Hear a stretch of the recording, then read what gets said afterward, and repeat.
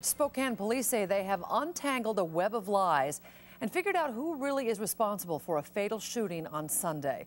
Last night, major crimes detectives arrested 29-year-old Hanson for gunning down a rival gang member inside a home on North Wall, not far from North Central High School.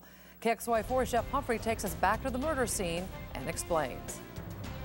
Well, getting to the bottom of this murder was a lot more difficult than it needed to be. That because the women who witnessed the killing inside this home lied to investigators about who really pulled the trigger. Police say on Sunday night, Hanson walked through the door you see behind me, and despite numerous witnesses present, put a gang-related hit on the victim.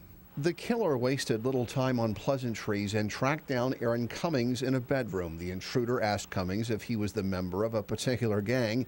Cummings replied that he was, and that's when the gunman shot Cummings in the stomach. We believe this shooting was gang motivated, and that was the reason for the shooting.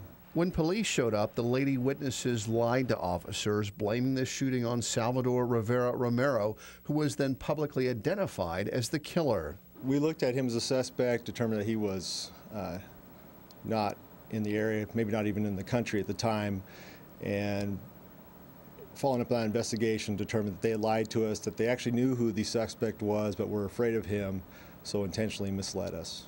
The women eventually conceded the real alleged shooter was Hanson, and last night detectives arrested him inside this 2nd Avenue apartment building.